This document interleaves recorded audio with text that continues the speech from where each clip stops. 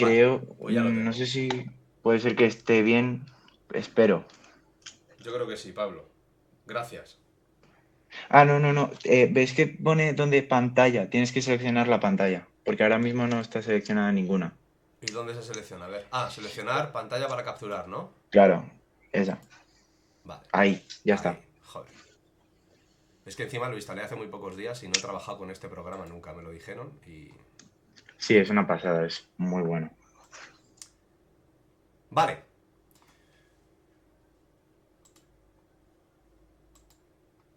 Vale. A ver, porque me dice que varios usuarios quieren entrar. Vale. Bueno, pues lo primero que quería preguntaros es, si alguien me lo quiere contar, es si alguno de los que estáis aquí habéis tenido en algún momento de vuestra vida aeronáutica alguna entrada inadvertida en IMC.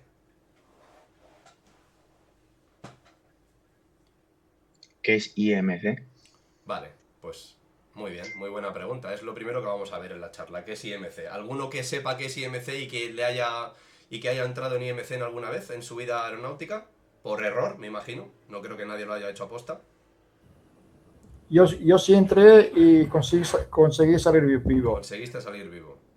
Aparte, muy buena frase. Conseguí salir vivo. Muy bien. Sí, sí, sí. Muy bien. Nunca mejor dicho. Se ajusta perfectamente a la realidad. Vale, Joan, gracias. ¿Alguien más que haya tenido esa experiencia? Quedamos en qué es INC. Vale, IMC es Instrumental Meteorologic Condition. Es decir, dejamos de volar en condiciones de vuelo visual y pasamos a volar en condiciones de vuelo instrumental. Es decir, perdemos la visibilidad. INCJ. No, IMC. IMC, Instrumental Meteorologic Conditions. Jodidas. ¿Vale? Bueno, Joan nos ha dicho que sí. No sé si hay alguien más. Vale. Bueno, pues si lo que vamos a hablar es de qué hacer si nos metemos en IMC, lo primero que tenemos que saber qué es volar en IMC, ¿de acuerdo? Pues eso es lo primero que vamos a ver en la charla de hoy. ¿Vale? ¿Qué es volar en IMC? Volar en IMC es volar en condiciones meteorológicas instrumentales, ¿de acuerdo? ¿Cuándo vamos a volar en IMC? Pues cuando el vuelo que estemos desarrollando se desarrolle bajo condiciones meteorológicas, ¿de acuerdo? Que van a estar por debajo del mínimo que marcan las reglas de vuelo visual. Repito, volar en condiciones IMC es volar bajo condiciones de vuelo instrumental, reglas de vuelo instrumental. ¿Por qué? Pues porque el vuelo que nosotros estamos desarrollando lo vamos a desarrollar con unas condiciones meteorológicas que están por debajo de los mínimos que marcan las reglas de vuelo visual. ¿Vale? Las reglas de vuelo visual que todos debemos conocer no es otra cosa que mantener una visibilidad horizontal mínima y una distancia tanto vertical como horizontal mínima con respecto a las nubes. ¿De acuerdo? Y esas reglas de vuelo visual, ¿de qué van a depender? Pues va a depender del espacio aéreo en el cual nos encontremos y del nivel de crucero al cual nos encontremos. ¿De acuerdo? En definitiva, volar bajo las reglas de vuelo visual es volar aplicando la regla de ver y ser visto. Entonces, cuando mi vuelo se esté desarrollando en condiciones meteorológicas que estén por debajo de los mínimos que marcan las reglas de vuelo visual, pues ahí ya estaré volando en IMC. ¿Qué ocurre? Pues que aquí vamos a diferenciar dos grandes escenarios. Un escenario que es, a pesar de estar en IMC, es favorable o digámoslo de alguna forma, es menos perjudicial para nosotros. Y otro escenario que es estar en IMC, pero en una situación extremadamente compleja. Por ejemplo, primer escenario, estamos volando en IMC, pero no es una situación extremadamente complicada para nosotros. ¿Cuándo se le daría esto? Pues en lugar de mantener 8 kilómetros de visibilidad, pues estoy manteniendo 4. En lugar de mantener una distancia vertical a la nube de 1000 pies, pues estoy manteniendo 500 pies.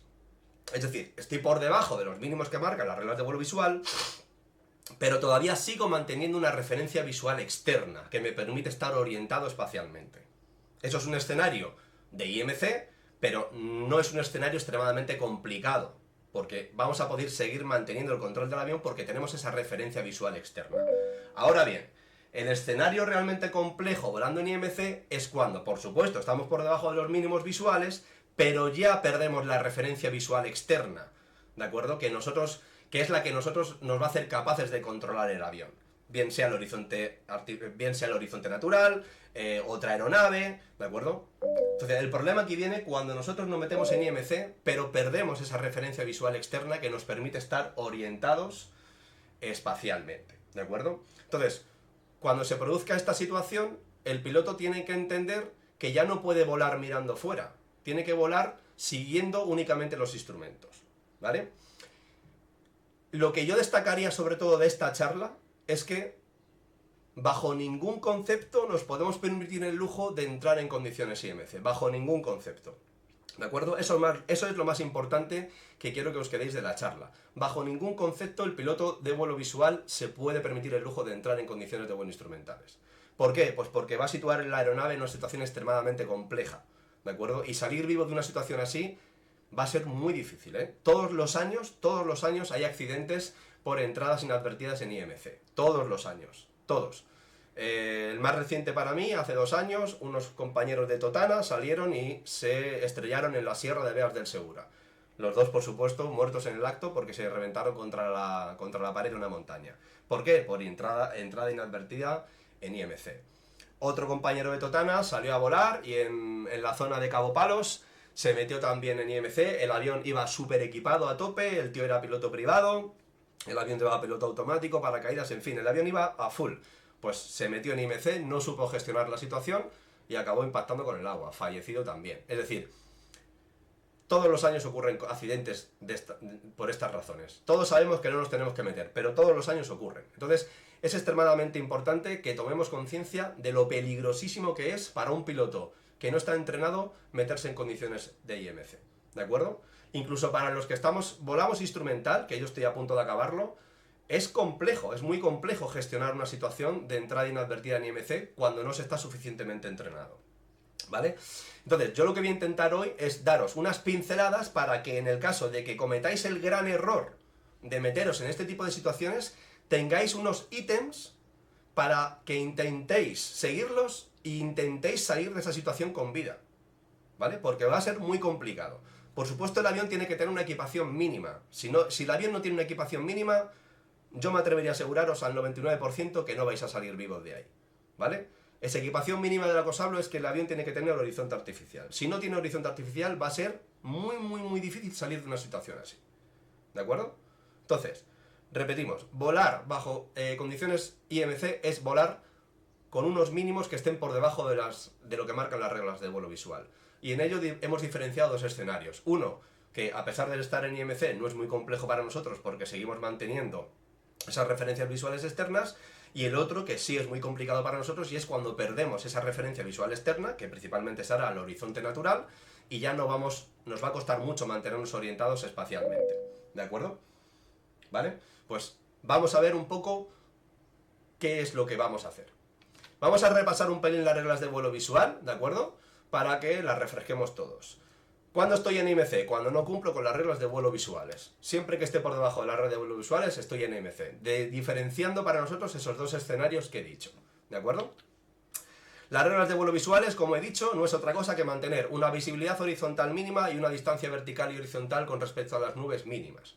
¿De qué va a depender lo que tengamos que mantener? Del espacio aéreo en el cual me encuentre y del nivel de crucero al cual me encuentre, ¿vale? Si volamos en espacio aéreo controlado, los pilotos privados, ¿de acuerdo? Y volamos a nivel de vuelo 100 o por encima, necesitaremos 8 kilómetros de visibilidad, 1000 pies de separación vertical, 1500 metros de separación horizontal con nube. Si volamos por debajo del nivel de vuelo 100 en espacio aéreo controlado, necesitaremos solamente 5 kilómetros de visibilidad horizontal, 1000 pies de separación vertical, 1500 metros de separación horizontal. Si luego volamos en espacio aéreo no controlado, espacio Foxtrot y Golf, si volamos a nivel de vuelo 100 o por encima, igual, necesitaremos 8 kilómetros de visibilidad, 1000 pies de separación vertical y 1500 metros de separación horizontal. Y si estamos volando por debajo del nivel de vuelo 100 y a o por encima de 3000 pies AMSL o de 1000 pies AGL, de ambos el mayor, necesitaremos ahora un poquito menos, 5 kilómetros de visibilidad, 1000 pies de separación vertical y 1500 metros de separación horizontal. Y cuando lo hagamos por debajo de 3000 pies AMSL o de 1000 pies AGL, de ambos el mayor, los requisitos se reducen un poquito más. Basta con tener 5 kilómetros de visibilidad y estar libre de nubes y en contacto permanente con terreno o agua. Luego, hay ahí un resquicio en la norma que nos dice que esos 5 kilómetros de visibilidad, cuando estemos volando en la situación de la derecha, es decir, por debajo de 3000 pies AMSL o de 1000 pies AGL, esos 5 kilómetros los podríamos reducir hasta 1500 metros cuando nuestro vuelo se desarrolle a una velocidad de 140 nudos IAS o inferior, se entiende que es una velocidad lenta, entre comillas, que nos va a dar una oportunidad para observar cualquier tráfico que haya, ¿de acuerdo? O cualquier obstáculo, para poder evitarlo. También lo podremos reducir en aquellas situaciones en las que estemos volando en una zona donde se prevea que haya muy poco tránsito, muy poco tráfico, y luego para realizar trabajos aéreos a poca altura. En esos casos, la normativa nos permite bajar esos 5 kilómetros de visibilidad hasta 1500 metros, ¿de acuerdo? Si somos un helicóptero, pues deberíamos bajarlo hasta 800, ¿vale? Estas son las reglas de vuelo visual. Todo lo que sea volar por debajo de esto es volar en IMC. Diferenciando los dos escenarios. Vuelo en IMC, pero sigo teniendo referencias visuales externas que me permiten estar orientado espacialmente. O vuelo en IMC, he perdido toda la visibilidad porque me he metido en nube y no tengo referencia visual externa. Esa es la situación más peligrosa para nosotros. ¿De acuerdo? Por favor, si alguien no entiende algo, no está de acuerdo, que sea libre de abrir el micrófono y decirlo, por favor. ¿De acuerdo? Vale. Yo tengo una duda. Venga. ¿Cómo sabes que, por ejemplo, tienes unas nubes delante tuyas a 5 kilómetros en vez de a, no sé, 1000 metros? Sí, ¿Cómo eso- calculas la distancia? Sí, pues no. Realmente no la puedes calcular a ciencia cierta. Es un poco con la experiencia, ¿no? Sí, evidentemente, si hay una montaña delante tuya, o sea, si conoces la zona, por ejemplo, o sea, eso más o menos lo puedes intuir, ¿vale? Eso más o menos lo puedes intuir. Si hay una montaña delante tuya y no la estás viendo y sabes que está, pues evidentemente la visibilidad va a estar reducida, ¿vale? Vale. Si tienes la nube y estás rozando la nube, pues evidentemente los 1000 pies no lo vas a tener, Vale. ¿vale? Es complicado calcularlo de una manera exacta, esa es la realidad. ¿Vale? Lo que pasa es que, por ejemplo, a la hora de salir a volar nosotros en el aeródromo, es un aeródromo, me imagino que conocemos porque operamos de manera habitual ahí, y sabemos que desde nuestro aeródromo hasta la montaña X, imagínate, hay 10 kilómetros. Pues si ves la montaña ya tienes más de 5 kilómetros. Con lo cual, pues las reglas de vuelo visuales ahí se cumplen. Claro. ¿Vale? Vale. Pero sí, es complicado. Vale, ya hemos definido qué es volar en IMC. Pues ahora lo que hay que hablar sí o sí es un poco de factores humanos. ¿Qué le ocurre a mi cuerpo cuando entro en IMC? Para comprender el porqué de esa situación tan complicada. ¿Vale? Pues vamos a hablar un poco de factores humanos. ¿Qué le ocurre a nuestro cuerpo cuando entramos en IMC y perdemos completamente la visibilidad? ¿Qué le ocurre? Bueno, pues lo que nos va a ocurrir es que al 99% vamos a sufrir una desorientación espacial. ¿De acuerdo? ¿Cuándo se produce una desorientación espacial? Cuando nuestro cerebro va a ser incapaz de interpretar de manera correcta la diferencia que va a haber entre las sensaciones que se van a producir por la aceleración de la gravedad y por la fuerza centrífuga. Cuando entramos en IMC y se nos priva de la visión, el cerebro va a ser incapaz de interpretar estas diferencias, ¿de acuerdo? Y es entonces cuando se va a producir la desorientación espacial. Cuando nosotros volamos el avión en visual, estamos orientados espacialmente. Y lo estamos orientados espacialmente gracias a 3 sistemas. Al sistema visual, que es el más importante, al sistema vestibular, que está situado en el oído medio, ¿de acuerdo? Y al sistema propioceptivo, que está formado pues por la piel, las articulaciones, los tendones, etc. ¿Vale? Del 100% de la carga, o del 100% de la responsabilidad de mantenernos orientados espacialmente, del 100%, el 90% recae en el sistema visual, ¿de acuerdo? Y el resto va a recaer en el sistema vestibular, es decir, en el oído medio, ¿de acuerdo? Del sistema vestibular, que ahora lo veremos un poco más en profundidad, destacamos 2 cosas, 2 elementos. Los canales semicirculares, que hay 3, ¿vale? Los verticales, que van a reaccionar a los movimientos de alabeo y de cabeceo del avión, y el canal semicircular horizontal, que va a reaccionar en el movimiento de la guiñada del avión. Es decir, van a reaccionar ante las aceleraciones angulares, ¿de acuerdo? Y luego destacamos dentro del sistema vestibular, dentro de ese oído medio, los órganos otolíticos, ¿de acuerdo? Que van a reaccionar a las aceleraciones lineales y a la de la gravedad. ¿Vale? ¿Por qué hablamos del sistema vestibular? Porque cuando nos privan de visión, la mayor parte de la carga ahora de mantenernos orientados espacialmente va a recaer sobre el sistema vestibular. Por eso adquiere enorme importancia el sistema vestibular cuando entramos en IMC. Sistema vestibular, como digo, pertenece al oído medio. Se llama vestibular porque tiene una forma de vestíbulo. Va a conectar diferentes partes del oído medio y del oído interno, ¿de acuerdo? Y en él hemos dicho que destacábamos los canales semicirculares, que son estos 3, el superior, el posterior y el externo, ¿de acuerdo? Y luego destacábamos los órganos otolíticos, que es el utrículo y el sáculo. ¿De acuerdo? Vale, hemos dicho que los canales semicirculares reaccionaban a aceleraciones angulares y los órganos otolíticos reaccionaban a las aceleraciones lineales. Bueno, pues vamos a ver qué es lo que le ocurre a ese oído medio, ¿vale? Vale, ya estamos metidos en IMC, ¿de acuerdo? Cuando estamos metidos en IMC, el piloto va a llevar a cabo algún tipo de maniobra, ya sea de manera voluntaria o involuntaria. Entonces, cuando yo estoy metido en IMC y llevo a cabo algún tipo de maniobra, ya sea de manera voluntaria o involuntaria, lo que va a ocurrir es que las sensaciones que me va a dar mi cuerpo no se van a corresponder con las sensaciones normales que mi cuerpo me daría si estuviese en visual. Es decir, mi cuerpo me va a indicar una cosa, pero el avión va a estar haciendo otra, ¿vale? Y esto se debe a las sensaciones que me da el sistema vestibular. Con motivo de ese conflicto que va a surgir entre lo que me dice mi cuerpo y lo que el avión está haciendo, ¿vale? Van a aparecer lo que se denominan las ilusiones vestibulares, ¿vale? Y esas ilusiones vestibulares van a dar lugar a la desorientación espacial, que es lo que nos va a matar a nosotros, ¿de acuerdo? ¿Por qué? Porque si sufrimos una desorientación espacial, vamos a estar privados de ese sentido de la orientación con respecto a la Tierra, ¿de acuerdo? Entonces, ciertas maniobras, como pueden ser, por ejemplo, virajes prolongados, manteniendo una tasa de viraje estándar. Si en esa maniobra yo muevo la cabeza de una manera muy brusca, pues puedo sufrir una desorientación espacial. Al pasar del visual al instrumental, pues voy a sufrir una desorientación espacial. Y todo es por lo mismo, por ese conflicto de las sensaciones entre el oído interno y lo que está haciendo el avión. Por eso, una vez que yo me meta en IMC, tengo que olvidarme de lo que me han enseñado siempre, que es mirar fuera, mirar fuera, mirar fuera. Tengo que ser capaz de decir, ahora no miro fuera, ahora hago todo lo contrario, ahora lo que hago es mirar dentro.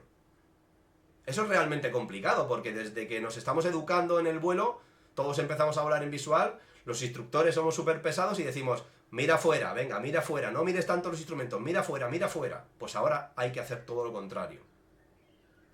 Sumado a la gran tensión que tenemos porque vemos que la cosa se está complicando y cada vez vamos perdiendo el control del avión cada vez más. Es una situación muy difícil, ¿eh?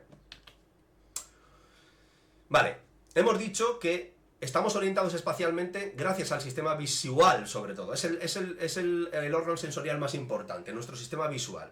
Y nuestro sistema visual es capaz de orientarnos espacialmente porque utiliza referencias que le van a dar información, como la velocidad, la profundidad, la distancia, ¿de acuerdo?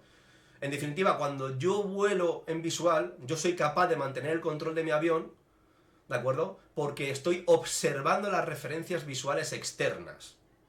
Y gracias a esas referencias visuales externas yo puedo mantener y saber cuál es la posición o la actitud de mi avión. ¿Cuál es la principal referencia visual externa? Mi horizonte natural. Pero cuando entro en IMC y ya no tengo horizonte natural, le privo a mi cuerpo de esa referencia visual externa tan importante, le privo a mi cuerpo del sistema sensorial más importante para mantenerme orientado en el espacio, que es la visión. Ahora, toda esa tarea que recaía sobre la visión, que era el 90%, va a caer en el sistema vestibular. Y el sistema vestibular va a ser absolutamente incapaz de asumir esta tarea. Va a ser incapaz de cumplir la función de mantenernos orientados espacialmente. ¿Vale? Por tanto, cuando entremos en esta situación, tenemos que mentalizarnos de decir, vale, ya no puedo mirar fuera, tengo que mirar dentro. Solo miro dentro y hago caso, aunque mi cuerpo me diga otra cosa, hago caso solo a lo que me digan mis instrumentos. Y el instrumento más importante con el que tenemos que contar para poder salir con éxito de esta situación es un horizonte artificial. Porque sin él, yo me atrevería a deciros que al 99% la situación va a acabar muy mal, muy mal. Porque si no impactamos contra nada, vamos a salir con el avión en una actitud, o sea, incapaz de decirlo. Vamos a salir boca abajo, para un lado, para el otro, con morro arriba, morro abajo. O sea, vamos a ser incapaces de averiguar cómo estamos saliendo de la nube, ¿vale? O de esas condiciones de vuelo instrumentales, ¿vale? Desorientación espacial, hay 3 clases. Clase 1, clase 2, clase 3. Vamos a verlas un poquillo. Primera, clase 1. El piloto tiene una desorientación espacial clase 1 cuando es incapaz de reconocer que está desorientado espacialmente. El piloto no reconoce la gravedad de la situación. Va a hacer caso a la información, a las sensaciones que le va a dar su cuerpo. Estas sensaciones, por supuesto, van a ser erróneas y entonces va a situar la aeronave en una situación enormemente grave. Clase 1. El piloto no es capaz de reconocer, no reconoce que está desorientado espacialmente. Continúa haciéndole caso a su cuerpo, no mira el panel de instrumentos y va a situar la aeronave en una situación enormemente comprometida. Clase 2. El piloto reconoce la gravedad de la situación, reconoce que está desorientado espacialmente y lleva a cabo acciones correctoras de manera inmediata y es capaz de recuperar el control del avión. ¿Qué es lo que puede ocurrirnos aquí? Que al darnos cuenta de la situación en la que estamos, al reconocer esa situación, nos asustamos y reaccionamos de una manera excesiva. Al reaccionar de esa manera excesiva, podemos colocar el avión en una situación comprometida también. ¿Vale? Pero aquí sí reconocemos que estamos en una situación compleja. Y la clase 3. La desorientación es tan importante, es de tal magnitud, que el piloto, a pesar de reconocer que está desorientado espacialmente, es incapaz de volver a controlar el avión. Incluso mirando el panel de instrumentos, la desorientación es tan importante que el piloto no puede controlar el avión ni aun mirando el panel de instrumentos.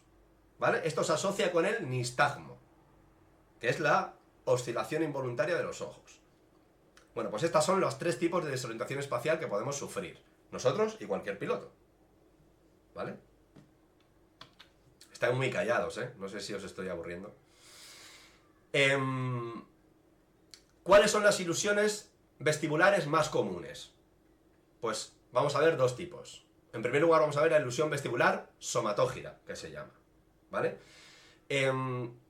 Cuando yo hago una maniobra con mi avión que implique un viraje continuo, manteniendo una tasa de viraje estándar, por ejemplo un viraje prolongado, cuando se hacen toneles, cuando se hacen barrenas, todas estas maniobras cuando finalizan producen una ilusión. Y es que cuando esa maniobra finaliza, vamos a tener la ilusión de estar girando en el sentido contrario a la maniobra. Es decir, yo hago un viraje continuo, muy prolongado, manteniendo una tasa de viraje estándar, y cuando esa maniobra finaliza, mi cuerpo va a sufrir la ilusión de estar girando en el sentido contrario. ¿Vale? Eso se denomina ilusión somatógira. Y esa ilusión somatógira va a depender de los canales semicirculares. ¿Vale? Entonces, ¿qué pasa? Para que os explique, o sea, esto es con intención de explicaros qué nos ocurre a nivel fisiológico, ¿de acuerdo? Cada canal semicircular, de los 3 que hay, todos ellos, en su interior están llenos de un fluido, que se llama fluido endolinfático. En la base de cada canal, no sé, veis mi cursor, ¿no? Veis el cursor del ratón, ¿verdad? ¿Lo veis? Sí. Vale, bueno, pues en la base de cada canal semicircular hay un ensanchamiento, ¿vale? Y ese ensanchamiento se denomina cúpula. Está formado por una masa ahí gelatinosa y lo llamamos cúpula. Y dentro de la cúpula están las células ciliosas, ¿vale? Que son células sensoriales, se llaman células ciliosas. Cuando este fluido endolinfático se mueve a causa del viraje, lo que hace es que desvía la cúpula y la cúpula a su vez excita esos cilios, ¿vale? Al excitarse esos cilios, esa información se transmite al cerebro a través de un nervio, de una conexión nerviosa, y el cerebro pues interpreta que estamos girando.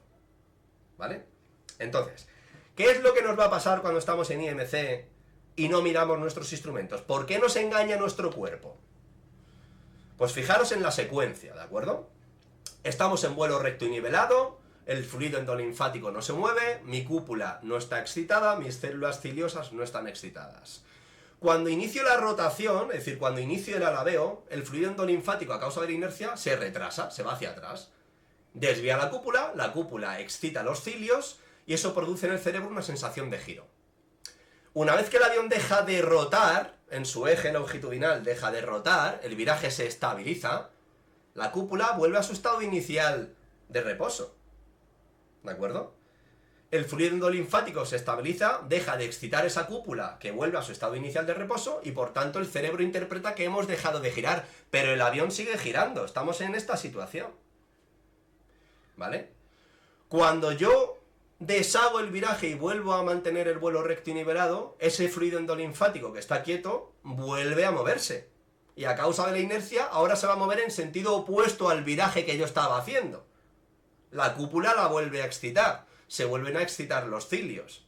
Esto se transmite al cerebro, y el cerebro interpreta que estoy girando en el sentido contrario, cuando realmente ya estoy recto y nivelado. El piloto, como ha interpretado su cerebro eso, trata de corregir de nuevo esa situación. creyendo que está girando al lado contrario, intenta nivelar el avión y lo que hace es que vuelve a girar en el sentido original. Y esto se va produciendo una vez tras otra, una vez tras otra. Y cada vez se va agravando más, cada vez se va agravando más. ¿Cuánto dura más o menos este proceso? O sea, ¿es cosa de segundos o de minutos?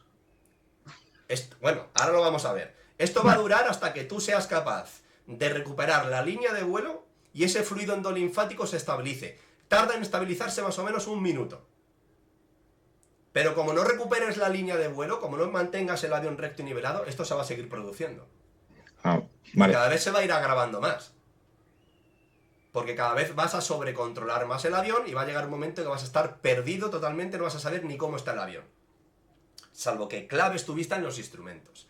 Que ahora veremos el procedimiento concreto que hay para mirar los instrumentos. No se miran de una manera anárquica, hay un procedimiento concreto para mirarlo. ¿De acuerdo? Eso es lo que os pasa a vosotros cuando entráis en IMC. Eso es lo que le pasa a vuestro cuerpo. Por eso el cuerpo se vuelve loco. Y el avión hace una cosa y tu cuerpo te dice otra. Es por esto. ¿Vale? Lo que intento explicaros es lo que ocurre en el interior de vuestro cuerpo para que comprendáis el por qué se comporta así. El otro tipo de ilusión vestibular es la somatográfica, ¿vale? Aquí ya entran a jugar los órganos otolíticos, ¿vale? Y la somatográfica se produce por una rápida aceleración o desaceleración lineal, ¿vale? ¿Por qué? Pues porque cuando la fuerza de la gravedad entra en juego o experimentamos una brusca aceleración o desaceleración lineal, lo que se produce es que la membrana otolítica se desplaza, ¿vale? Y al desplazarse esa membrana otolítica se produce la ilusión somatográfica, ¿vale? Pregunta de examen. En vuelo recto y nivelado se produce una aceleración brusca hacia adelante, sensación de morro arriba. Se produce una desaceleración, sensación de morro abajo, ¿vale? El tipo de desorientación es de clase 2. ¿De acuerdo?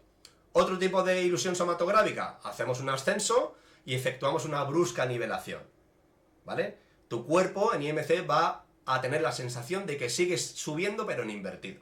Eso se denomina ilusión de inversión. ¿De acuerdo? Si el piloto se da cuenta de esta ilusión y quiere corregirla, hacia donde vamos a derivar, la situación real que vamos a experimentar es... vamos a tener la tendencia de ir de vuelo invertido y hacia abajo. ¿Vale? Por esta ilusión de inversión que se llama. Y esto es ilusión somatográfica. ¿De acuerdo? Por una rápida aceleración o desaceleración lineal. ¿De acuerdo? Vale. Y luego hablamos de los llamados LINs, que se llama. Que es lo primerito que nos va a ocurrir cuando entramos en IMC si no tocamos nada del avión, ¿de acuerdo? Es muy probable que nos ocurra esto, los denominados LINs, ¿vale? Es lo más común que nos va a pasar al inicio de una desorientación espacial, ¿vale? Y es que cuando estamos volando bajo las reglas de vuelo instrumental en IMC, ¿vale? De manera voluntaria o involuntaria hacemos un viraje muy pequeñito, ¿vale? O bien porque no nos hemos dado cuenta y el avión está ladeando de una manera muy ligera, o bien porque lo hayamos hecho nosotros. ¿Qué va a pasar aquí? Que los canales semicirculares van a estar por debajo de su nivel mínimo de excitación. Y entonces el viraje no lo vamos a percibir. Es decir, el avión va a estar ladeando un pelín, pero como el canal semicircular está por debajo de su nivel mínimo de excitación, el cuerpo no lo va a percibir. Entonces, nosotros vamos a creer que vamos rectos, con el avión nivelado, cuando realmente estamos virando. Si de repente el piloto se da cuenta de esta situación y ve que se está efectuando un viraje, ¿vale? Si no reacciona bien y reacciona de una manera brusca, cuando nivele ese viraje, ¿qué va a pasar? Lo que hemos visto, que va a tener la sensación de que se está inclinando al lado contrario. Si esto se persigue, pues cada vez se va a ir agravando todavía más. ¿Hasta cuándo? Pues hasta que recuperemos, que lo hemos dicho antes, la línea de vuelo y ese fluido endolinfático se vaya estabilizando, más o menos al minuto. Una vez que se haya estabilizado, ya mi cuerpo dejará de engañarme. ¿Vale? Es lo que nos pasa. Hemos definido qué es volar en IMC, hemos visto qué le ocurre a mi cuerpo a nivel fisiológico, el por qué mi cuerpo me engaña, ¿vale? Porque todos sabemos que cuando volamos en IMC, nuestro cuerpo nos dice lo contrario de los instrumentos, ¿vale? Pero ¿por qué? Las cosas hay que saber por qué para comprenderlas. Bueno, pues ya hemos visto el por qué. Ahora vamos a ver, como pilotos, qué podríamos intentar hacer para que, llegado el caso en el que cometamos el gravísimo error, repito, nunca os metáis en esa situación, nunca. Pero si cometemos el error por lo que fuere de meternos ahí, ¿Qué podemos intentar hacer? Digo intentar porque va a ser muy complicado hacerlo. Va a ser una situación muy tensa. Si vais al lado con una persona que no es piloto, más todavía, no os va a poder ayudar. Toda la carga de trabajo va a recaer en vosotros. ¿Vale? Va a ser una situación muy estresante y complicada, porque es que os vais a matar. ¿Vale? Entonces, vamos a dar unas pinceladas de qué es lo que podríamos llegar a intentar para salir de esa situación tan grave en la que nos encontramos. Bueno, vamos a ver unos ítems que tenemos que tener en cuenta, ¿vale? Si nos metemos de manera inadvertida en IMC, ¿qué es lo que tenemos que hacer? Pues lo principal es reconocer la situación tan grave en la cual nos encontramos. Si el piloto no reconoce una situación de peligro, ¿cómo va a llevar a cabo, cómo va a llevar a cabo acciones correctoras? ¿Vale? Por eso yo digo que el piloto más peligroso no es el piloto que está poco formado, es el piloto que no tiene conciencia del riesgo. Lógicamente, cuanto menos formado se está, menos conciencia situacional se va a tener y, por tanto, menos reconocimiento de situaciones de riesgo se va a tener. ¿Vale? Por eso es importante la formación. Entonces, lo primero es reconocer la situación tan grave en la cual nos encontramos y reconocer que o llevamos a cabo acciones correctivas de manera inmediata o la situación se nos va a complicar mucho. Segundo punto a tener en cuenta, volamos el avión. Volamos el avión. Ya sabéis, cualquier emergencia siempre se resuelve siguiendo 3 principios. Yo lo digo así, ABC, ABC, Airspeed, Display to Land Checklist. Es decir, lo primero, volar el avión. O dicho de otra manera, vuela, navega, comunica. ¿Vale? Entonces, reconocemos la gravedad de la situación, reconocemos que o llevamos a cabo acciones correctivas de manera inmediata o la situación se nos va a complicar mucho más. Mantenemos el control del avión bajo cualquier circunstancia. Pedimos ayuda. Intentamos ayudarnos de todo lo que podamos. Llamamos al ATC, declaramos emergencia, utilizamos el piloto automático. Todo lo que podamos para salir de esa situación y poder aterrizar. ¿Vale? ¿Qué más cosas tenemos que tener en cuenta? Tenemos que llevar el avión compensado, señores. Me encuentro muchísimos pilotos que el compensador, sobre todo en ultraligero, porque evidentemente en aviones más grandes o lo compensas o no hay cojones a volarlo, ¿vale? Pero sobre todo en ultraligero, veo muchísimo piloto que el trim no lo toca. Grave error. El avión hay que llevarlo compensado siempre, en todas las fases del vuelo, en ascenso, en crucero, en descenso, en el aterrizaje. Porque llevándolo compensado me estoy quitando carga de trabajo. Porque yo suelto las manos y el avión se va a quedar a la velocidad para la cual yo lo he compensado. ¿Vale? Esto no lo digo yo, no lo dice Álvaro Morales Medina, lo dicen los manuales de instrucción. Bueno, pues me encuentro mucho piloto que es que ni lo toca. Yo creo que no es culpa de él, es culpa de la instrucción que ha recibido, con todos los respetos a los demás instructores. ¿Vale? O sea, el piloto tiene que educarse en ciertos hábitos, y si no se educa en ciertos hábitos, cuando ya se forma y tiene su licencia, es muy difícil reconducirlo. ¿Vale? Pues el avión hay que llevarlo compensado siempre, para que si soltamos las manos, el avión se quede compensado y mantenga la línea de vuelo a la velocidad de crucero que llevemos en ese momento. ¿Vale? Luego, un error muy común que se tiene, por parte de todos, cuando entramos en condiciones IMC, es una tendencia a sobrecontrolar el avión. Tenemos la tendencia a pegar palancazos.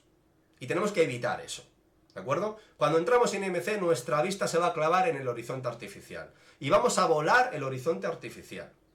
Y lo vamos a hacer de una manera extremadamente suave. Y no vamos a hacer ningún cambio de actitud en el avión a menos que el horizonte artificial me diga que lo tengo que hacer. Si el horizonte artificial...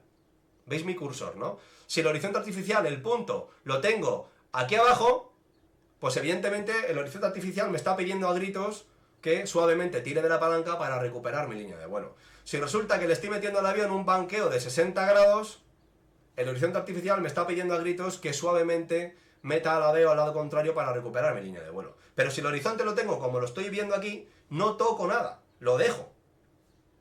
Y en el caso de que tenga que hacer algún cambio de rumbo o de actitud, lo haré de una manera extremadamente suave. Pero siempre volando el horizonte. Porque cualquier pequeño cambio en el horizonte supone un cambio mucho mayor en la actitud real del avión. ¿Vale? Y luego, por supuesto, utilizo todo lo que esté a mi alcance. Si el que llevo a mi lado es piloto, pues que asuma las comunicaciones, o que asuma la navegación, y yo me centro en el control del avión. Pido ayuda a ATC, declaro emergencia. Todo lo que esté a mi alcance lo utilizo. ¿De acuerdo? Eso, Rezar. perdón, Vicente. Rezar también ayuda. También, yo rezaría bastante, la verdad, yo sí. O sea, yo estoy acabando el instrumental ahora y no os imagináis el trabajo que me está costando. Es verdad que es distinto, porque en el instrumental, aparte de no ver una mierda, pues encima tienes que estar trabajando con el avión y con los procedimientos y tal, pero bueno, que es muy complicado, ¿vale? Quiero hacer una pregunta. Sí, A ver, yo no tengo piloto automático, ajá, pero en el supuesto de tener piloto automático, sí. ¿sería una solución conectarlo? Sería una grandísima ayuda. Una grandísima Vale, ayuda. Sí. ¿Por qué? Pues muy vale. sencillo. Ahora os lo voy a explicar por qué. Sería una grandísima ayuda. Al igual que el horizonte artificial, es un instrumento de seguridad muy importante, a mi humilde opinión. Él es ultraligero. Bueno, no estamos obligados a llevarlo. Pero para mí es un elemento de seguridad muy importante porque sin el horizonte artificial, para mí estamos perdidos. Al 99% que vas a salir mal. Y si sales bien, compra lotería porque se te ha aparecido la Virgen. Has vuelto a nacer, de verdad. Oye, ¿y el Tour Coordinator? Vamos a ver ahora para qué lo vamos a utilizar, el Tour Coordinator, ¿vale? Vale. Simplemente, la entrada inadvertida en IMC es, si no la peor, de las peores situaciones a las cuales se puede enfrentar un piloto que esté acostumbrado a volar en visual y que no esté entrenado en volar instrumental, ¿vale? Todos los años hay accidentes por esto. Las estadísticas nos dicen que de todos los accidentes e incidentes que hay en aviación general, el 75% es por estas causas, ¿vale? Por entradas inadvertidas en IMC. Yo en España, raro es el año que no haya un accidente por causas de IMC. Raro es el año que no lo haya, ¿eh? O sea, y bueno, la entrada inadvertida en IMC va íntimamente ligado al concepto de falta de planificación del vuelo. Porque me he metido en IMC porque no he mirado bien mi meteorología. Lo veremos en el curso de navegación, los que lo hagáis, ¿vale? Entonces, Perdona que te interrumpa, sí, pero salir inmediatamente no es la primera cosa que hay que hacer. por supuesto, Porque si te metes, por pues, supuesto, llevas décimas de segundo, salte, baja, mira, haz lo que sea, pero no te efectivamente, quedes, no te quedes. efectivamente, no te quedes. Por eso vamos a ver qué es lo que podemos hacer de la manera más sencilla y sin complicarnos la vida, que es lo que estáis viendo. Bueno, lo que podemos hacer primero es planificarnos correctamente nuestra meteorología, ¿vale? Y vamos viendo, cuando vamos volando, vamos mirando fuera a ver lo que nos encontramos. Y si vemos que la visibilidad se está reduciendo, pues hay que llevar a cabo acciones correctivas ya, para evitar meternos. Si cometo el grave error de meterme, tengo que salir de ahí cuanto antes. Muy bien. ¿Cómo lo voy a hacer? No me complico la vida. Hago un 180 rumbo contrario y abandono de manera inmediata esas condiciones IMC. Pero claro, ¿cómo hago ese viraje si no veo una puta mierda? Hay una manera concreta de hacerlo, que es la más segura, ¿vale? Vale. Nos metemos en IMC, ¿cómo vamos a efectuar ese viraje de 180 grados de la manera más segura posible? Primero, voy a confiar de manera plena en mis instrumentos, no le hago caso a mi cuerpo. Ahora, todo lo que me han enseñado, pues hago lo contrario. Venga, mira afuera, no mires tanto dentro, mira afuera, ven los tráficos, nada. Ahora ya no miro fuera, mi vista se clava en los instrumentos. No dejo de mirarlos bajo ningún concepto. Bajo ningún concepto dejo de mirarlos. Ahora, comenzamos el viraje, y el viraje lo vamos a hacer como se denomina, viraje estándar. ¿Qué es un viraje estándar? Avión coordinado, por supuestísimo, bola al centro y tasa de viraje 3 grados por segundo. Es decir, voy a tardar 1 minuto en hacer un 180 grados. Eso es un viraje estándar, ¿vale? Se hacen en visual y, por supuesto, en instrumental se hacen así. Viraje estándar. 3 grados por segundo, voy a tardar 1 minuto en dar 180 grados. Álvaro, ¿y cómo sé que está haciendo un viraje estándar? Ahora lo vamos a ver, ¿vale? Importante, vamos a intentar mantener velocidad y altitud constante. Por eso controlamos el avión muy poquito, mucha suavidad, nada de palancazos, nada de tirones. Una vez que tengo establecido el rumbo contrario, lo mantengo hasta salir del IMC. Pero claro, el avión se mueve, no veo nada, empiezo a ponerme nervioso, empiezo a ver que la cosa se descontrola, qué rumbo llevo. Hostia, si llevo un 360, es fácil hacer un 180, hasta que la brújula me marque 180. Pero ¿y si llevo un 235? Hostia, ahora empiezo a restarle 180, me pongo nervioso, no sé restar, y resulta que en lugar de ir totalmente al contrario, pues en lugar de ir aquí, pues lo que hago es que me voy aquí. Porque creo que he virado 180 y resulta que no he virado 180, sigo estando en IMC. Os aseguro que pasa, ¿eh? Es muy difícil, ¿eh? Ojo. ¿Vale? Por eso si tengo mi piloto automático me lo va a hacer solo. Eso me lo va a hacer solo. Y el viraje estándar me lo va a hacer solo. Simplemente le tengo que meter el rumbo contrario. Me va a mantener la altitud el solo, me va a mantener la velocidad el solo, salvo que le toque el motor, ¿vale? Y eso me lo va a hacer solo. Esa carga de trabajo que me quito. Simplemente tengo que verificar que lo está haciendo bien, nada más. ¿Vale? Por eso el piloto automático es de gran ayuda en estas situaciones. ¿De acuerdo? Vale. Si a pesar de intentar hacer un 180 grados, vemos que pasa el tiempo y no salimos de esa situación, hay que declarar Mayday. Porque eso es una emergencia como un castillo. Declaramos Mayday. ¿De acuerdo? Intentamos llamar a la ATC, declaramos Mayday y decimos lo que nos pasa. Y si puede la ATC que me dé vectores o que me dé rumbos o lo que sea.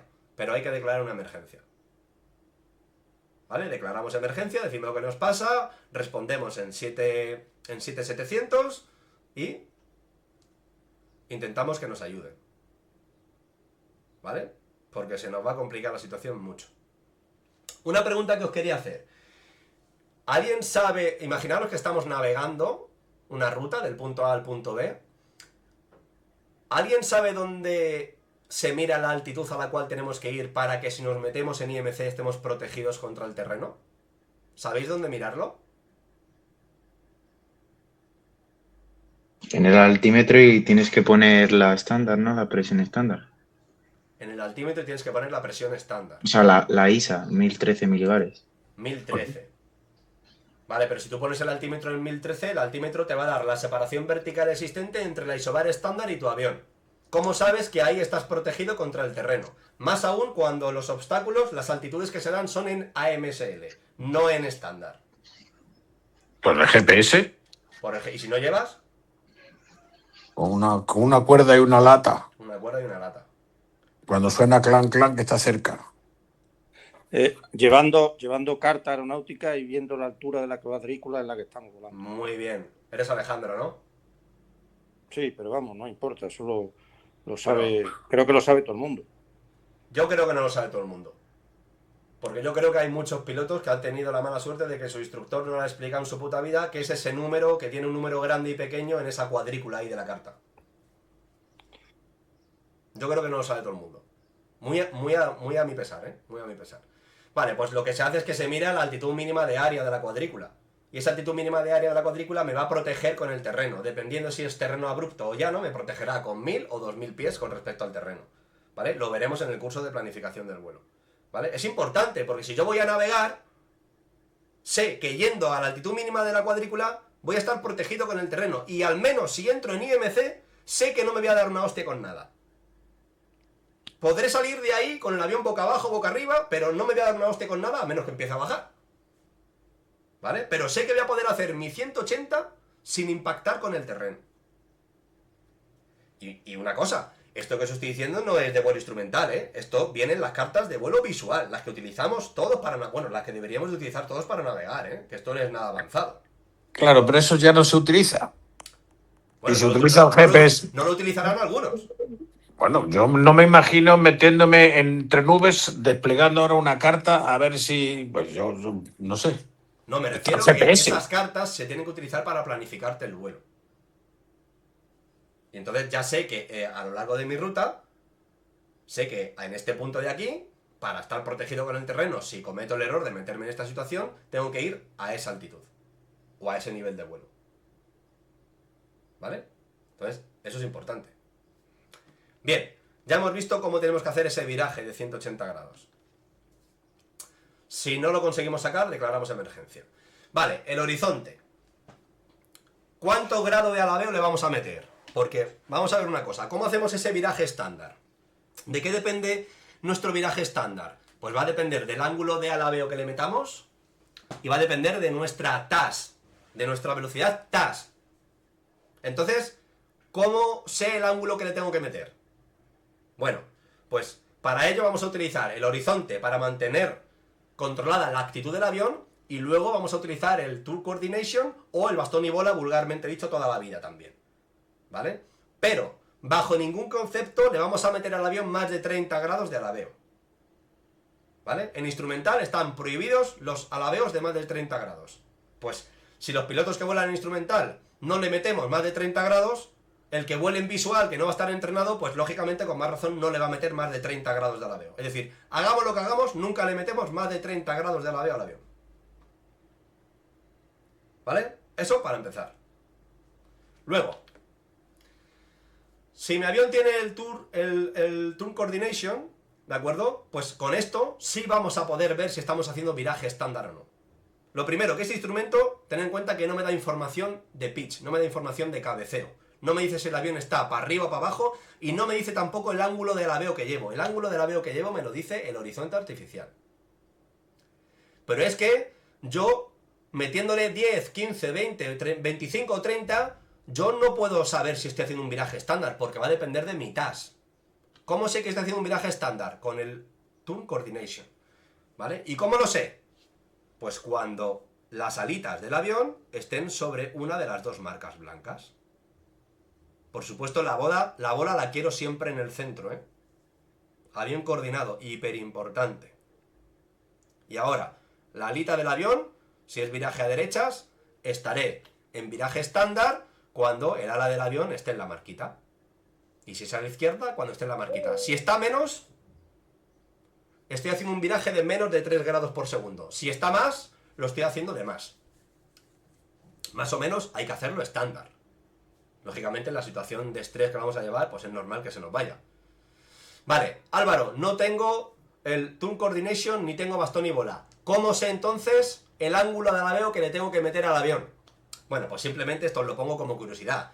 Nadie en su sano juicio va a estar metido en esa situación tan estresante y se va a poner a hacer el cálculo que yo os he puesto aquí. Simplemente os lo digo como curiosidad. Álvaro, pues no sé si lo hago estándar o no porque no tengo este instrumento. Bueno, pues, ¿cómo lo podrías llegar a calcular? La TAS que lleves la divides por 10 y le sumas 7. Y esos son los grados que le tienes que meter al horizonte artificial para que tu viraje sea estándar. ¿Qué se me ocurre? El que no tenga este instrumento, pues que sepa la tasa a la que suele volar normalmente, ya sabemos que va a variar en función de la temperatura y del nivel al que nos encontremos, pero bueno, asumimos a lo mejor que un P92 va a 85 nudos de TAS, por ejemplo, o a 80. Pues venga, 80 entre 10 más 7, pues lo que te dé es el ángulo de alabeo que tienes que meterle al avión. Esto es lo ideal. Luego, mientras que salgáis vivos, a mí me da igual lo que hagáis, pero esto es lo ideal, lo que se debería de hacer. No más de 30 grados de alabeo y luego el viraje que sea coordinado y estándar. ¿Vale? Vale, y con esta ya acabamos. ¿Cómo vamos a mirar los instrumentos? Porque hemos dicho que en IMC ya dejamos de mirar fuera, nos olvidamos de fuera y mi vista se va a clavar aquí. Se va a clavar en el six-pack del avión en el caso de que lo tengamos, ¿vale? Si no, pues la clavamos donde a los instrumentos que tengamos, ¿vale? Pero ¿cómo los vamos a mirar? ¿Como nos dé la gana? No. Hay un procedimiento concreto para mirarlos. Y es que siempre, siempre, siempre vamos a volver al horizonte artificial. Ejemplo práctico. Me meto en IMC, ¿qué es lo que hago? Clavo mi vista en el horizonte artificial. ¿Y ahora qué hago? Horizonte, anemómetro. Vuelvo al horizonte, horizonte, altímetro. Vuelvo al horizonte, horizonte, coordinador de giro. Vuelvo al horizonte, horizonte, indicador de rumbo. Vuelvo al horizonte, horizonte, variómetro. Y así. Y siempre vuelvo al horizonte. Y el que manda es el horizonte. No persigo jamás el variómetro, porque el variómetro tiene un error de retraso por diseño. Es más, si estáis en vuelo recto y nivelado y pegáis un tirón fuerte, lo primero que va a hacer el variómetro es indicaros un descenso. Y luego ya va a subir.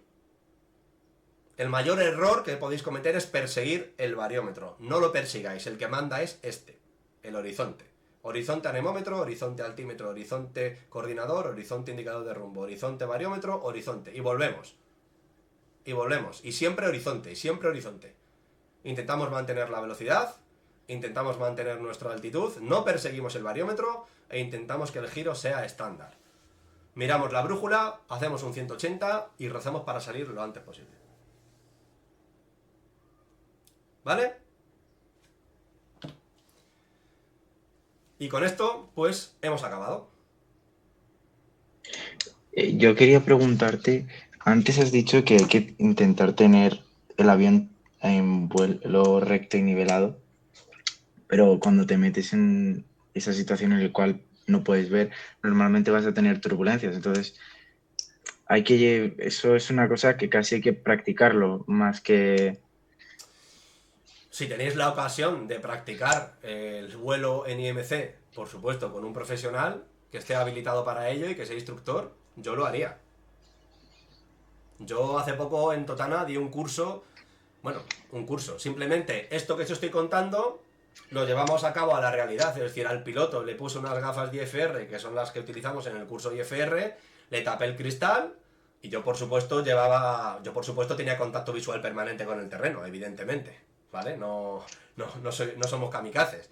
Entonces, el piloto con esas gafas de vuelo instrumental y el cristal tapado, yo en el lado derecho del avión, viendo siempre de manera permanente, contacto permanente con el terreno y otros tráficos, pues le hice al piloto de hacer una serie de maniobras para que viera cómo es la carga de trabajo tan grande, ¿vale? Evidentemente, cuando yo me meto en IMC es porque me he metido en una nube y el avión se va a mover dentro de la nube, pero aún así, o sea, la base de esto es intentar mantener el vuelo recto y nivelado. ¿Que el avión se va a mover? Claro que se va a mover, pero la clave es mantener el avión recto y nivelado, y para ello lo fundamental es llevarlo compensado. ¿Vale? ¿Que se nos va a ir el avión? Por supuesto, si es que estamos dentro de una nube y encima no estamos viendo. ¿Vale? Sí. Bueno, habéis estado muy callados, ¿eh? No sé si es porque... No sé. Nadie tiene ninguna duda, nadie quiere decir nada, ni explicar su experiencia, o no sé. Me gustaría aportar una cosa, porque no sé si es útil o no, para los que no tienen... Seguro que es útil. Pero vamos, es también anécdota de lo que se lee. Para aquellos que no tengan horizonte artificial, se me ha venido a la mente lo que leía de las batallas de la Primera y la Segunda Guerra Mundial, donde los pilotos no solamente rehuían meterse en IMC, sino que en alguna ocasión era su salvación meterse en IMC, ¿no? Entonces, como en aquellos tiempos no había horizonte, he leído en más de una ocasión algún manual y he leído de que solían usar una medalla, es decir, si eran practicantes, pues llevaban una medalla con su cadenita y lo que hacían era quitarse la medalla y ponerla colgando en un punto fijo de la carlinga, de la cabina del avión.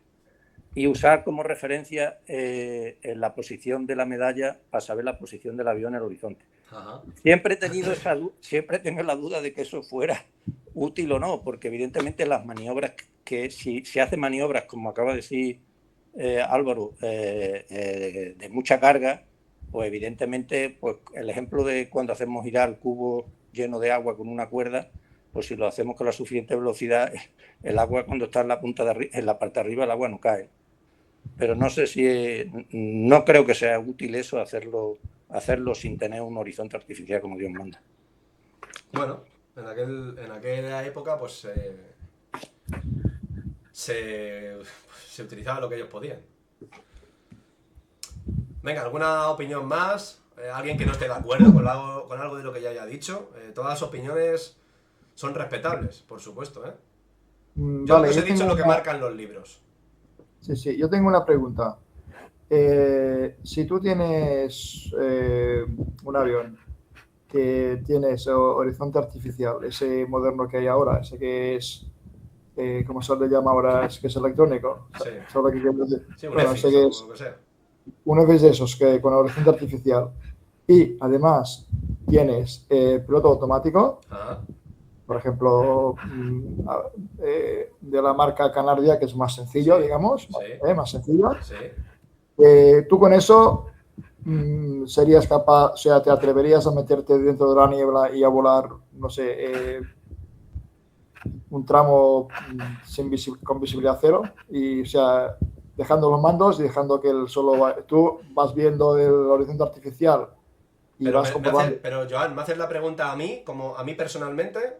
O me estás preguntando si tú, con ese equipamiento, serías capaz de hacerlo? Bueno, sí, a ver, ya sé que legalmente no se puede hacer. Sí, Eso pero lo bueno, tengo está, claro. está claro que legalmente no si no estás habilitado, pero estamos hablando de una situación de emergencia, porque eso es una emergencia como un Sí, castillo, y tenemos que sí, intentar sí. salir de ahí. Vale, tú imagínate que tienes tu horizonte artificial, este moderno, y tienes el piloto automático. Sí. Y por lo que sea te metes dentro y ya no sabes cómo salir. Si lo conectas, en principio el avión te tiene que llevar a sitio, ¿no? Entiendo yo. Vaya, Si no estás entrenado para ello, lo vas a pasar muy mal. ¿Lo puedes conseguir? Yo creo que sí, pero lo vas a pasar muy mal. Y como no estés muy centrado, mantengas la calma y hagas las cosas con conocimiento, lo vas a pasar muy mal y a lo mejor no lo consigues. ¿Vale? vale, lo voy a pasar muy mal por eso que has dicho que te engañan los sentidos, ¿no? Claro, porque tienes que estar muy mentalizado de que lo que te diga tu cuerpo no le haces caso, pero es que una persona que ha sido educada para mirar fuera y una persona a la que le digas, oye, que tu cuerpo te está diciendo que estás girando a la izquierda, no le hagas caso, es que eso es muy complicado de hacerlo. O Ya, sea, ya. ¿cómo O no voy sea, a hacer caso a mi cuerpo? Si me lo está diciendo mi cuerpo, bueno, pues no lo tienes que hacer, porque tu cuerpo te está engañando. claro, o sea que tú igual recibes sensaciones de giros y tal, pero que no tienes que hacerle caso. O sea que tú tienes que fiarte de tu horizonte artificial y de piloto automático como si fuera Dios. Claro. O sea, hombre, yo espero poder hacerlo porque me examino de ello en 3 semanas. Si no lo hago, los 10.000 euros que me he gastado los he tirado a la basura. Pero me cuesta, me cuesta. Es verdad que a mí Vale, se me vale. exige un poco más porque tengo que seguir unos procedimientos y tengo que ser capaz de aterrizar en un aeropuerto sin ver. Pero, bueno, sin ver casi hasta el final. Pero que las primeras clases, eso era un auténtico desastre y un estrés increíble. Increíble. O sea, entonces esto para practicarlo, lo bueno sería ir dos pilotos, ¿vale? Para practicarlo, O lo sea, primero, practicarlo con alguien que esté calificado para ello. no, pero O al menos que tenga unos conocimientos mínimos. Mira, los que son instructores de vuelo instrumental empiezan limitados. Es decir, un instructor de vuelo instrumental lo primero que hace es dar instrucción de instrumental, pero limitado, en el sentido de que el instructor no puede dejar de mantener nunca el contacto con el terreno. sí, ¿Vale? Cuando cumple un mínimo de horas dando ese tipo de instrucción, ya sí se le priva de la visión con el terreno y ya sí puede meterse realmente en condiciones IMC. Y ya son pilotos comerciales e instructores de instrumental. O sea, fijaros lo lento que es el progreso. ¿Vale? vale. O sea, entiendo yo que se podría hacer, por ejemplo, yendo dos pilotos en el mismo avión. Sí, yo lo hice en Totana. Yo me cogía a los pilotos, les tapé el cristal hasta la mitad, les puse las Sí, gafas y les dije, solo vas a mirar tus instrumentos. Yo sí, manteniendo el contacto permanente con el terreno y con otros tráficos. Y con la radio, sí, por supuesto. sí, ¿Vale? Y les hice sí, hacer las maniobras que me hacen a mí en el curso. ¿Para qué? Para sí, que experimenten la gran carga de trabajo que tienes. Porque tienes que mantener el ángulo del aveo, tienes que mantener la altura, tienes que mirar la brújula para ver cuando cambias de rumbo, tienes que, imagínate que el controlador te dice, pues, tiene usted que ascender porque si no tiene conflicto con el terreno. Pues a la vez que giras manteniendo el viraje estándar, tienes que estar ascendiendo a 500 pies por minuto. O sea, se acumula la carga de trabajo de una manera increíble. Y para que el piloto lo experimente, lo hicimos así. Y eso que tenemos la seguridad de que va otro al lado, que es instructor y que está en contacto permanente con el terreno y con los tráficos. vale, vale. Pero, o sea que no, no estaría de más practicarlo eso. Yo lo veo muy recomendable, muy recomendable. Vale, José, te vale. estoy leyendo, te estoy leyendo. Primero, a Kakuaka, gracias a ti. Gracias a ti por asistir a la charla. José, José pregunta si sería una situación para usar el paracaídas balístico. Yo lo veo una situación muy buena para usar el paracaídas balístico. Con el tema del paracaídas se ha debatido mucho en todos los grupos. Yo intento estar metidos en todos los que puedo, pues porque me gusta estar al día de todas las cosas y opiniones de la gente y experiencias de la gente. Y siempre es un tema muy recurrente el tema del paracaídas balístico. Bajo mi humilde punto de vista, si hay alguna situación en la cual yo lo utilizaría, una es con un fallo estructural y la otra es, si me meto en IMC y veo que no salgo, yo tiraría del paracaídas. Yo tiraría del paracaídas. Que el tirar del paracaídas tampoco te garantiza sobrevivir, porque yo sé de casos que a pesar de tirar el paracaídas se han matado. ¿Pero qué haces? Si es que si no sales del IMC, o te vas a meter contra el terreno, o vas a salir con el avión boca abajo, al recuperarlo vas a pasarlo de GES o vas a pasarlo de velocidad. Es que es una situación enormemente compleja. Yo si me meto en IMC y no salgo, y veo que he hecho lo que he podido y no salgo y tengo paracaídas, tiraría del paracaídas. Es mi opinión personal. Gracias a ti, José. No sé los demás, vuestra experiencia, que no sé. Yo creo sinceramente que yo tengo ya mucha edad y una de las cosas que he aprendido desde el principio es a tener un miedo cerval a volar sin visibilidad. Es que hay que tenerlo. Y entonces yo creo que lo más importante de toda esta charla maravillosa es que solo los profesionales muy entrenados son capaces de volar en vuelo sin visibilidad. Sí. Es ese juego, voy a entrar un ratito en una nube y salir por el otro lado, vale, está bien. Eso puede ser si ves los dos lados de la nube primero. Efectivamente. Porque luego hay otra Vale, nube y otra y otra y todo. Seamos sinceros, ¿quién no se ha subido a jugar con la nube en el avión? Por supuesto. Pero lo que yo creo Yo muy el primero. importante. Yo el Sí, primero. no, claro, todos. Pero lo que es muy importante es lo que se te acelera el corazón cuando te metes en una nube un poquito más gorda. Claro, Coño, porque claro. el miedo guarda la viña. Eso está claro. Es mejor salirse cuanto antes. Y si puedo, no puedes. Eso. Salte. Eso es lo Salte. principal. Lo que he dicho al principio, lo que más me importa de toda la charla es que os quedéis con la idea de que es una situación enormemente grave el meterse en IMC. Por lo tanto, nunca jamás en la vida nos meteremos ahí. Pero, si cometemos el error, ¿qué podemos hacer? Pues esto es lo que podemos hacer. ¿Y por qué le pasa eso a mi cuerpo? Pues porque a nivel fisiológico mi oído entra en conflicto con lo demás. ¿Vale? Pero nunca os metáis, por favor, porque se complica mucho la cosa. O sea, y ya no el piloto ultraligero, el que fue socio mío del avión, era piloto privado, volaba en Reino Unido. Fijaros si hay mala meteorología en Reino Unido. El avión nuevo, 90 horas, equipado a tope, piloto automático, paracaídas, EFIs por todos los lados, y se mató. Se mató porque no supo gestionarlo. La gente, cuando se estrelló y hablamos con la gente decía que estaba haciendo acrobacia. No estaba haciendo acrobacia, lo que estaba era descontrolado vivo. No sabía lo que estaba haciendo en el avión, para un lado, para otro, para arriba, para abajo. La gente decía, es que estaba haciendo acrobacia. No estaba haciendo acrobacia, el hombre estaba intentando no matarse. Pero como no sabía cómo estaba el avión, pues para arriba, para abajo, por un lado, para otro, pues el avión en posiciones anormales. Yo, fijaros una cosa. El curso de vuelo instrumental son 50 horas. ¿Vale? Divididas entre simulador y vuelo real. 50 horas son muchas horas. Y a nosotros se nos exige hacerlo todo a mano. En la realidad, el vuelo instrumental no se vuela a mano. Nadie lo vuela a mano. Lo vuelan con piloto automático. Y el piloto lo que hace es fiscalizar que el piloto automático lo está haciendo bien. Lógicamente, cuanto más avanzado sea el avión, más sencillo es, porque el piloto automático va a ser más avanzado. O sea, cuando vais volando en un avión comercial, el piloto no está volando a mano prácticamente nunca una espera. El piloto carga la espera en el MCDU del avión y el avión lo hace solo, y el piloto lo que hace es que verifica, va chequeando que el avión se va metiendo en la espera como tiene que meterse, va haciendo la espera en el sentido que tiene que hacerla, va haciendo la espera a la altitud que tiene que hacerla, pero no lo hace a mano, porque hay que coger tiempos y es muy complejo. Y hay que mantener el avión en una actitud correcta para que el pasaje no se... O sea, nadie en la vida real vuela instrumental a mano, o muy pocos. Y si lo hacen, vuelan instrumental... Ojo, una cosa que quiero diferenciar es que una cosa es volar bajo reglas IMC y otra cosa es volar instrumental. Es decir, yo puedo volar instrumental habiendo sol y moscas.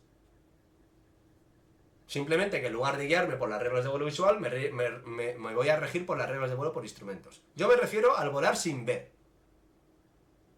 Muy poca gente, por no decir nadie, vuela instrumental sin ver a mano. Se vuela con piloto automático. A nosotros en el curso el piloto automático no nos lo dejan poner. Lo tenemos que hacer todo a mano. Y son 50 horas. Pues yo voy a acabar el curso, espero aprobarlo, y yo, sinceramente, yo no me veo capacitado para meterme realmente en una travesía sin ver absolutamente nada y al llegar a un aeropuerto sin ver absolutamente nada. Álvaro, ¿y cuántas veces te has matado? En el curso, digo. De momento ninguna. Bueno, De momento ninguna. va bien. De momento ninguna. Pero que es un puto desastre, sí. O sea, en lugar de mantener 500 pies de vario, pues hay veces que se me va a 1000. En lugar de llevar el giro estándar, pues le meto más o le meto menos. Las alturas, pues a lo mejor te baja a 100 pies. Y en el examen bajarte 100 pies está suspenso. O sea, te exigen mucho, pero porque es muy delicado. Pero que yo voy a acabar el curso y yo, sinceramente, no me veo con esa seguridad 100% que yo tendría que tener, porque tengo una familia, de meterme en ese tipo de situaciones volando a mano. Con piloto automático todavía me puedo atrever, porque lo he hecho muchas veces en casa, en la escuela no, porque no me dejan, pero en casa lo he hecho muchas veces y va bien. Pero que aún así, aún los que estamos formados, o se nos presupone una formación, es muy complejo, muy complejo. Entonces, imaginaros para un piloto que no está entrenado. Incluso pilotos que tienen su calificación de vuelo por instrumentos, que la tienen en vigor, si no se practica con frecuencia, pierdes habilidad.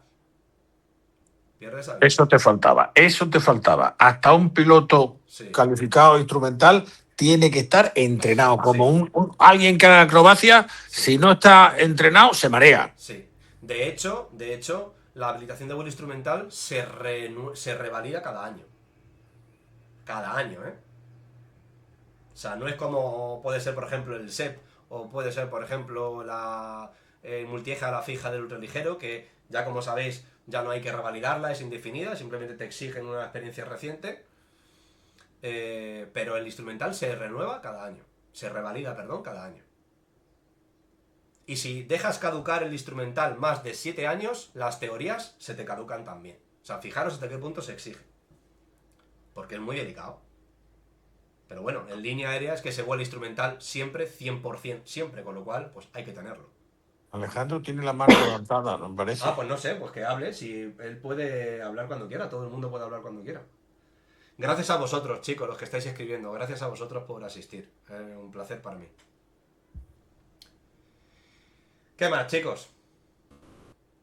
¿Alguien más que quiera opinar o que quiera contar su experiencia o alguien que no esté de acuerdo con algo o alguna otra aportación? Como estas charlas podemos dar muchas más de cualquier tema que queráis, proponerlo en los grupos y yo cuando tenga tiempo y la vida me deje, la hacemos sin ningún problema. La presentación esta la puedes pasar por el grupo. Claro que sí, os la paso sin ningún problema. Te lo agradecería mucho. Nada. Claro que la paso. ¿Qué más, chicos? Voy a parar la grabación.